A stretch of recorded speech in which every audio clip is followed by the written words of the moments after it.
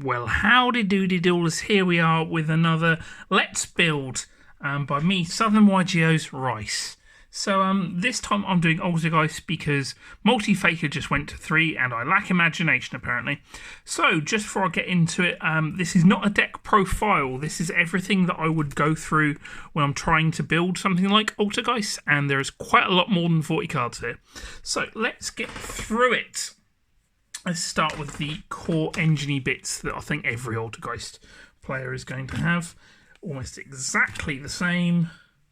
And let me just briefly explain this. So all of these cards are really good to draw. And generate advantage and do extra things. And they're wonderful and they're great. And it's really good. These do recur advantage consistently, but they're not necessarily the best to draw, but you always want one to summon from deck with multi-faker, or have the ability to do so, so 2 of him is good, and then this is a searchable, very good card. You don't want to draw it a lot of the time, but because of just the way this deck works, you can search the living hell out of it. The way that this deck wins is because it works so well with itself.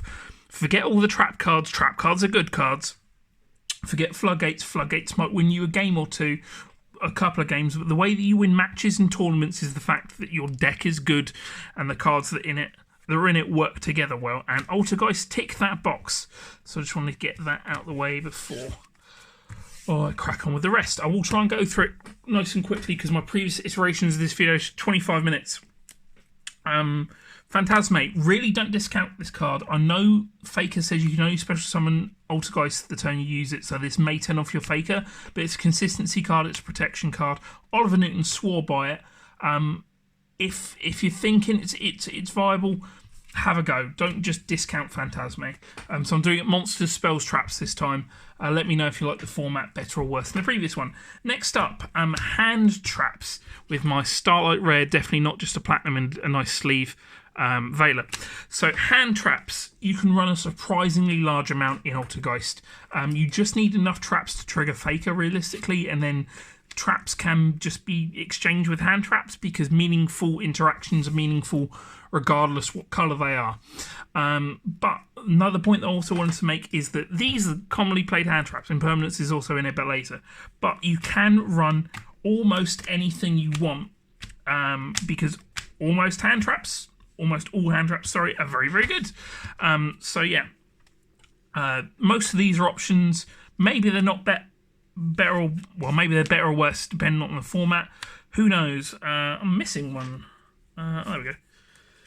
Haunted Mansion. So most of these can apply at some point in the format. Maybe not draw right now, maybe not none ever, but you get what I mean. Experiment with some of the hand traps. Don't just go with what people are running in net deck. Even though they may be the best, because for instance, although these are all really good, for instance, Veiler doesn't play around Magical Midbreaker Field, but something like, I don't know, DD Crow or Token Collector doesn't, but Skullmeister does. Things like Ghost Reaper play around Midbreaker Field. Just kind of things like that maybe you should think about. Altergeist, people have previously sided some extra normal summons, things like Inspector Border. You can do, it's not the worst thing in the world. I probably wouldn't main any other normal summons just because your core engine, etc, etc. Let me get on to a big point I want to make. A lot of people won't play Altergeist because they don't have Pot of Extravagance. I don't have Pot of Extravagance. I only have Pot of Desires, that's why these are here. But you can 100% play the deck without having Pot of Extravagance. Yes, it's the best thing to go in its slot in the deck, and I will not argue anything against that, but you can 100% play it. Just maybe build your deck a little bit differently to make it more consistent, is what I'm saying. And I will speak a little bit later about what you can do to try and mitigate that risk and make it slightly more consistent. But yes, you can play the deck without Extravagance. Maybe not Desires, but draw 2 is draw 2. Like, you can... People did play this card and weren't entirely screwed by it all the time, so you can play Desires. If you have Extravagance, play them, but you don't need them. Pot of Duality, another card that just breaks deck building rules. Some people play 2. I'd still argue for 3. It just increases consistency so much. If you really need to, you can cut 1. You can side 1 out. It's not the worst thing in the world. It's just very good card. And even if you see it later, fingers crossed you should have your engine working. If not, you just sort of decide whether you want to or not. But because you're unlikely to see all 5 draw phases to then make it an equal chance to see this card in your opening hand or not, because the most likely time you'll see any card in your deck, apart from your engine, which is all searchable, is in the first 5 cards that you draw them, unless you have more than 5 draw phases, at which point then it starts changing around. So opening duality is the most likely thing to happen, at which point it's most useful. So I would argue for 3 all day long. Because of course you can just use it and then carry on, etc. Another consistency card, you can play it if you're running a lot more hand traps. I would suggest running at least 6 additional monsters on top of all your Altergeist stuff to make this more viable. If it gets to Ashed, it sucks, but consistency is consistency is consistency is upstart. This is another deck that goes incredibly well with Mystic Mine. It's not fun, but it's very competitive. Because of Melee Seek and personal spoofing, you can figure out how that works for yourself. But yes, very, very strong. And then we have Secret Village of the Spellcasters. Please remember this card exists. It may be not the best thing in the current format with Adamancipator and Eldritch, but this is a very strong card that maybe you can think about having because all your stuff is Spellcasters. Temple of the Kings, you can run to try and turbo your Faker turn 1. Same with the Haunted Rock, Alterguiest Haunted Rock. It's possible. Would I recommend it? Maybe not, because Temple of the Kings in itself does nothing. It's a really strange card. You need other cards to make it good, which means this should automatically be bad. But the fact that you can gain so much advantage off of doing it, maybe play Temple of the Kings. I know some people did and had great success with it. Another just sort of like neat little tech card that I might consider is Spellbook of Knowledge. And also Melee Seek, draw 2 cards, search Faker. That seems pretty good. Would I run it in a competitive deck? I don't know. But Spellbook of Knowledge and Wonder Wander options. Now we get into the Altergeist trap cards. So, what can I say about these? Personal spoofing, some people have played it at 2. It's just a really, really solid consistency card. Lets you access any other bits of your engine by shuffling away bits that you don't need, or extra advantage that you don't need into things you can actually use. Maybe you can side 1 out. I would probably just keep 3 in the whole time because I like it. You don't have to. Protocol used to be the best card in deck, and back before Link Karibo, around 3 of this just to trigger Melee Seek. Protocol, maybe not the best card at the moment, but because everything in this card sort of searches each other, you can get by with just 1 of this, maybe 2. I'd probably run 2 right now, but very good card. And then 3 Manifestation. I would never run 3. So let's just turn that face down. Let's get it out of here. But this, because your deck works so well with itself, your grind improves so much with this card, and I believe this is how you beat Eldritch, just by the fact that this keeps recurring advantage, especially with the stupid ruling, well, not even stupid ruling, but the fact that you can activate this, then shuffle it in with spoofing and resolve the effect, or bounce it with Silk and resolve the effect is just 3 pluses. So Manifestation is such a good card to run. I would run 2 at the moment. So maybe 2 and 2 on those ones, and then 3 spoofing. Next we have just a representation for the other Altergeist cards, things like Haunted Rock, things like Camouflage, things like this. You don't need them, realistically. They may be nice tech cards, but I don't think you need them. Infinite Impermanence, same as Extravagance. It's the best thing to shove in its spot when you play in the deck. But do you need these to play the deck? No, you can get by without playing them. Judgment, I probably wouldn't main it right now, just because although it's an incredibly strong card, it's just no to any of the card or any of the plays your opponent does. Going first, it's great. Going second, it's not. And that's why I probably wouldn't main it for now, but side it because it's also anti. Well, it stops all the cards that are really, really strong against you. I would 100% main Solemn Strike. It's just a very powerful trap card. A lot of times, it's more than the 1-for-1 in the ways that you kind of run it. But yeah, and it's pretty good still going second because you can do obvious negate and destroy things with Solemn Strike. Next up we have, I think one of the best cards, just Torrential Tribute. So this is one of the cards I was talking about when I said you can try and mitigate the whole not having extravagance with some other cards in deck. So I used to play, before we had all the extra stuff, this is kind of the consistency engine, and later on I added 1-for-1.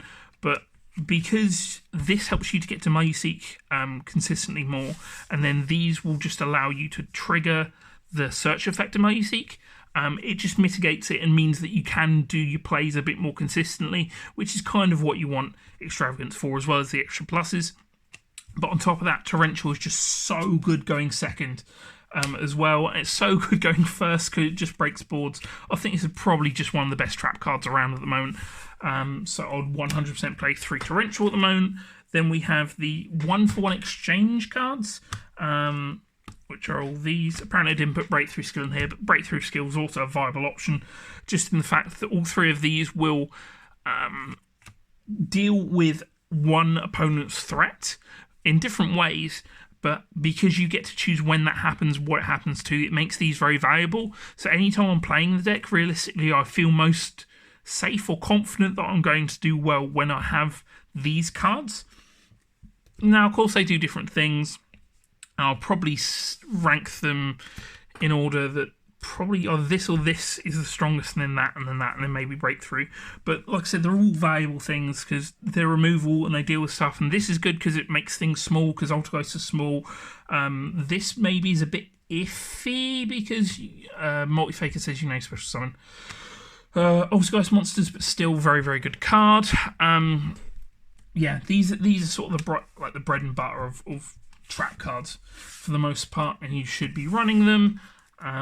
Can't really say anything more about it, no. Lost Win and Breakthrough Skill kind of interchangeable in the fact that it just deals with 2 interactions, but I'd say Lost Win's just kind of a little bit better. Heavy Storm Duster, back row removal is solid to have. It's trap form, so it means that your Multi-Faker can trigger from it. It's just not the worst thing in the world to play. So yeah, I mean, it could run Cosmic because it banishes as well, but it's just an idea. Another card people used to side, but you can run, just because even if this gets hit by Twin Twisters, anything else that's not Red Reboot, even once destroyed, this is going to have a real effect on your opponent. So Different Dimension Ground is more than worth playing, possibly in the side, possibly main, depending on everything, how it goes. Artifacts, once again, yes, it conflicts with Faker. Sometimes it's worth it. You have to think about it.